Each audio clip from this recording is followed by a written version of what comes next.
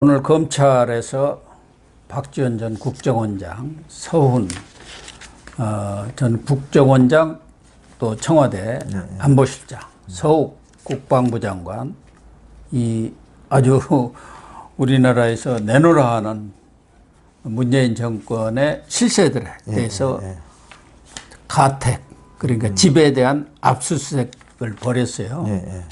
아울러서 그 국방부 애아부대하고 해양경찰청 등 사건 관련, 그러니까 탈북어민 강제 북송, 그리고 해수부 공무원 피격 사건과 관련된 그런 부서 사무실도 압수수색을 해서 이렇게 지금 검찰이 나선 것은 이 두 사건에 대해서 전방위적인 수사를 하겠다. 의지를 강력히 천명한 것 아니겠습니까? 일단 이게 이제 기본적으로 이제 문재인 대통령까지도 갈 수 있는 사건이거든요. 근데 여기에서 당연하죠. 노영민 비서실장 그 위에 이제 문재인까지도 갈 수 있는 사건이죠. 그래서 여기서 그동안은 이제 조금 조심스럽게 수사가 이제 진행이 됐는데요. 아무래도 이게 이제 청와대도 걸려 있고 문재인 정권의 청와대, 그리고 이제 안보, 국방, 이게 다 걸려 있는 거 아니에요. 그래서 조금 이제 약간 조심스럽게 접근했던 게 있는 것 같고, 또 하나는 이제 검찰의 어떤 체제가 제대로 이제 완비되지 못했잖아요. 사실 금수완박하면서 뭐 개판을 만들어 놓은 거 아니에요. 그래서 이게 이제 어느 정도 지금 자리를 잡으면서 지금 이제 수사가 좀 본격화하는 것 같고, 지금 이제 박지원, 서훈, 서욱의 집을 동시에 압수수색한 거란 말이에요. 여기는 이제 공공수사 일부가 했고, 이 사건에 대해서는 주로 해수부 공무원, 그러니까 이대준 씨죠. 이대준 씨 피격 사건과 관련된 이 사건을 지금 공공수사 일부 이동 부장검사가 하는데 그에 관련된 사람들을 지금 집중적으로 오늘 압수수색을 벌인 겁니다. 두 가지 이제 그 탈북 어민 강제 북송 사건하고 두 가지 트랙으로 되는데, 그래서 공공수사 일부가 지금 오늘 이제 아침에 다 틀은 거죠. 일단 집에 가서 이제 틀었는데, 이게 이제 이 개인을 이제 개인한테 온 거 아니에요. 기관에서 개인으로. 그래서 본격적으로 이제 개인에 대한 수사가 이제 시작됐고, 지금 이제 그러면 이제 박지원 전 국정원장, 서욱 국방장관, 서훈 전 청와대 국가안보실장이 이제 조만간 불려가는, 이제 조만간 이제 소환되는 이제 그런 단계로 넘어갈 것 같아요. 넘어갈 것 같고, 이와 관련해서 이제 지금 보면 기본적으로 이것은 이제 이 피격 사건을 은폐하기 위해서 그 국방부가 도청한 거. 그러니까 이제 NNL 주변에서 또 휴전선 주변에서 계속 우리가 도청하고 있단 말이에요. 저쪽에. 그래서 여러 가지 도청된 자료라든지 또는 국정원이 또 그걸 여러 가지 정보 수집을 하잖아요. 그런 자료들을 이제 폐기하거나 또는 그러니까 이게 이제 보고서 자체를 만들어 가지고 그걸 또 왜곡시켜 버리고. 그리고 또 이제 이거를 국방부 같은 데는 이게 이제 월북 사건으로 이제 월북몰이를 한 거죠. 몰이한 거, 이런 것들을 이제 지금 수사하는 거거든요. 그러니까 이게 보면은 혐의들은 일단 보면은 이제 그 군사기밀 삭제를 관여했다든지 또는 이제 아까 그 공문서를 허위로 작성했다든지 이런 혐의로 지금 수사는 하고 있는데, 기본적으로 이 세 사람에 대해서 이제 압수수색이 됐고, 또 이것만 된 게 아니잖아요. 지금 말씀하셨지만은 예하 부대, 해경, 국가안보실, 국정원 사건 관계자들의 주거지, 사무실 12곳 이렇게 돼 있습니다. 그래서 제가 볼 때는 이제 국방부나 해경 같은 데는 이제 할 수 있는 곳은 사무실 들어갔고, 그 다음에는 이제 국정원 같은 데는 뭐 지난번에 13일 날 했죠. 근데 그쪽에서 자진 제출하는 거죠. 관련 자료들을. 그래서 그것과 동시에 다른 사람들도 지금 압수수색하고 있는 거예요, 사실은. 그래서 이제 본격적인 어떤 이제 수사가 이제 시작됐다, 이제 이렇게 봐야 되고요. 요거와 관련해서는 또 박지원 씨는 이 특이하더라고요. 여의도 집에 지금 기자들이 다 몰려갔어요. 여의도에 아마 지금 이제 시범 아파트 삽니다. 그렇습니까? 그 시범 아파트 크게 큰 평수에 사는데 그게 재개발돼 갖고 아마 지금 떼돈 버는 그런 상황입니다. 시범 아파트, 오래된 아파트인데 공간도 좋고 이래가지고. 근데 거기 이제 기자들이 다 기다리고 있어요. 기다리고 있는데 지금 이제 자기가 뭐 다 나와가지고 휠체어 지금 타고 있어요. 박지원 전 원장도. 지난번에 뭐 산에 갔다가 미끄러져 갖고 이 다리에 뭐 골절인가 입어서 수술까지 했지 않습니까? 그래서 지금 이제 그 대기 중에 취재진한테 그 검찰 한 분, 검사가 한 사람 나온 거죠. 이제 검사 한 사람하고 그다음 수사관 두 사람이 나와가지고 집을 압수수색했다. 집에 들어온 거죠. 그래서 방송 출연을 자기가 이제 준비하고 있어 변호인을 불렀다. 그래서 변호인 입회하에 압수수색을 했는데 보니까 뭐 다른 걸 뭐 많이 뒤지고 이런 것 같지 않고 휴대전화하고 수첩 5개. 수첩도 아마 제가 볼 때는 이제 오늘 그 기자회견 사진을 보니까 박지원 씨가 다른 수첩에 또 적고 있어요. 그래서 아마 이게 그 수첩의 시기나 이런 게 특정된 것 같아요. 그래서 그 수첩 자체도 이제 입회한 변호인이 예를 들어서 뭐 요즘 쓰던 건 관계없지 않느냐 이런 못 가져가는 거죠. 그래서 5개 정도 아마 그 시기에 맞는 수첩을 이제 뺏긴 것 같습니다. 그리고 아무래도 이제 정치적으로 거물이고 또 지금 계속 활발하게 미디어하고 접촉하기 때문에 그 검사와 검찰 수사관이 상당히 이제 그 조심하면서 한 것 같아요. 그래서 애우는 했겠죠. 굉장히 예의를 갖춰서 압수수색을 하더라. 불만은 없다. 그렇지만 국정원 서버를 지웠다고 지금 수사하면서 우리 집을 수사하느냐. 내가 뭐 국정원 비밀문건 같은 거 가지고 나왔는지 찾았던 거 아니냐. 근데 그런 건 없기 때문에 자기는 뭐 이제 그 부분에 대해서는 뭐 문제 없다. 이런 식으로 지금 얘기를 했어요. 그래서 그 대신에 이제 이게 자기를 정치적 잣대로 고발하고 이제 정치적 탄압을 하는 거다. 이런 식으로 이제 그 프레임 전환을 지금 했습니다. 박지원을 정치적으로 탄압할 이유가 뭐가 있습니까? 다 끝난 사람인데 그렇잖아요. 그런데 구태여 뭐 정치적 탄압을 할 이유는 전혀 없는 사람인 것 같고.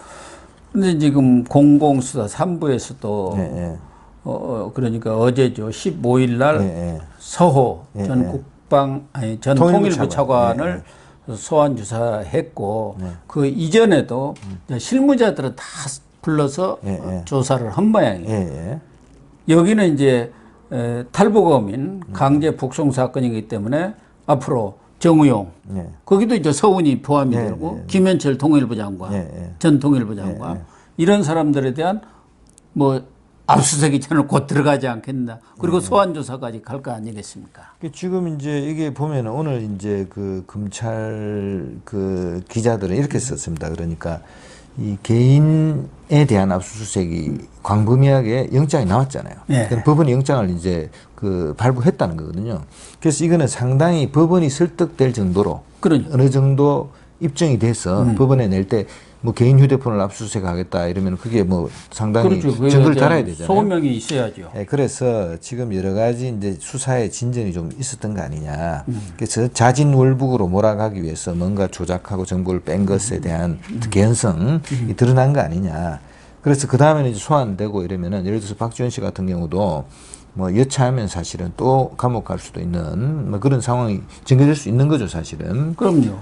그래서 박지원, 서훈 뭐 다 변호인들을 짱짱한 사람으로 다 선임을 지금 하고 있답니다. 그래서 지금 보니까 이게 버티기로 들어간 것 같아요. 왜냐하면 어차피 지금 이 사건은 드러났고 정권 교체됐기 때문에 해외로 도주할 수도 없는 것이고 박지원 씨는 뭐 대한민국에 와서 재미교포였지만 엄청난 혜택을 받잖아요. 그래서 도주하기, 그 서훈도 마찬가지고. 그래서 일단 들어와서 이제 검찰 수사에 오히려 법리적으로 이제 대응하는 그런 것 그렇게 같고요. 나갈 것 같습니다. 그래서 아주 변호인들을 1급 변호인들을 내세워가지고 법리로 다투겠다. 그렇게 생각하고 있는 것 같습니다. 서호 전 통일부 차관도 지금 이제 어제 소환 조사가 됐는데 이것도 역시 이거는 이제 상당히 상황은 두 가지가 다 뭐냐면요. 북한을 돕기 위해서 하나는 우리 국민의 어떤 생명을 지켜주지 못한 거 아닌가 하고 또 다른 하나는 김정은 체제에 도움을 주기 위해서 그 탈북한 비록 이게 뭐 중범죄자라 하더라도 여러 가지 보니까 살인 혐의가 어느 정도 있는 거는 분명한 것 같아요. 그렇다 하더라도 이거는 인간이 또는 그 한 개인이 보편적으로 가지고 있는 인권을 사실은 이제 지켜주지 않고 보내버린 거 아니에요.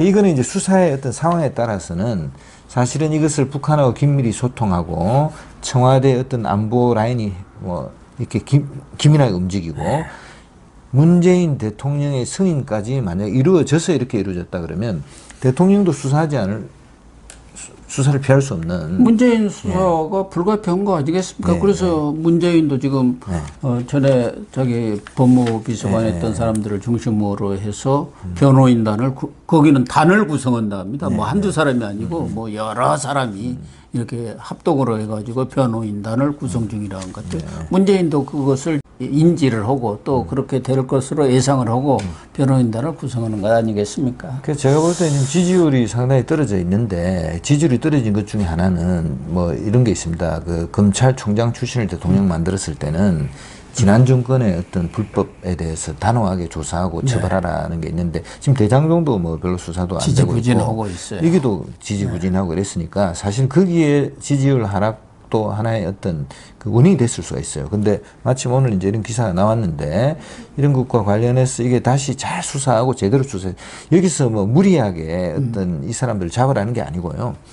지난 정부에서 지금 여러 가지 정황이 삼불일한 이런 것도 보면은 사드와 관련해 가지고 뭐 한미일 동맹 안 하고 사드를 운용을 뭐 제한적으로 한다 이런 게 그 국가의 이익을 사실은 뭔가 자기들의 어떤 이념적 아니면 정치적인 어떤 목표 달성을 위해서 대한민국 국가의 이익을 어떤 포기해버린 거죠. 훼손한 혐의가 있거든요. 그래서 이런 것들은 경우에 따라서 뭐 더 큰 뭐 여적죄 이런 걸로도 갈 수 있는 사실은 소지가 있어요. 그래서 여기에 대해서는 단호하게 수사하는 모습을 보여줘야 된다고 생각합니다. 그러니까 뭐 검찰이 당연히 법과 원칙에 따라서 수사를 하겠지만 이 수사가 결과적으로 국면 전환에 중요한 어떤 전환점이 되지 않을까 그런 생각도 듭니다.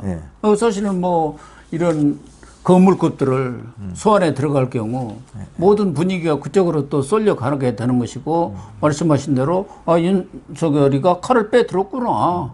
그렇게 국민들은 인식할 거 아닙니까? 지금까지 아니 도대체 뭐 하고 있는 거야? 이런 답답함들이 있었지 않습니까? 그러니까 이게 이제 약간 여담인데 그 요새 이제 유튜브에 그 사주 보는 뭐 이 명리학자 이런 사람들이 나와가지고 윤석열 대통령 왜 대통령 됐나 사주풀이 같은 거 많이 했잖아요. 거기 보면 그 윤 대통령은 큰 칼이라고 나와요. 큰 칼. 근데 이게 이제 대통령이 돼서 검찰총장 이제 검사일 때는 큰 칼을 막 장비나 뭐 여포나 이렇게 막 휘둘렀는데 여기 대통령이 되고 나서는 갑자기 그냥 정치한다고 조막손이 돼버렸다는 말이 있지 않습니까? 그러니까 막 이준석도 달라들고 막 다 달라드는 거예요. 그러니까 절대 대통령이 자기 위험을 훼손하는 그런 행위를 용납해서는 안 됩니다. 그건 뭐 본인을 위해서가 아니라 국가 원수로서 위험을 갖춰야 그래야 대외적으로도 다른 나라도 품격을 인정하는 거지. 그렇지 않으니까 다른 나라도 우습게 하는 거거든요. 그렇지 않습니까? 맞습니다. 특히 우리나라 같은 경우는 사강외교 또 유럽의 강국들과 외교를 하는 데서 대통령의 권위가 딱 쓰고 저 사람이 국내에서 확고한 장악력이 있다. 그래야 제대로 대우를 받고 또 정상 외교에서도 취할 수 있는 이득을 취하는 거 아닙니까? 국익을 지키는 거 아니에요. 그런 점에서 이번 수사가 큰 전환점이 되기를 기대를 하겠습니다.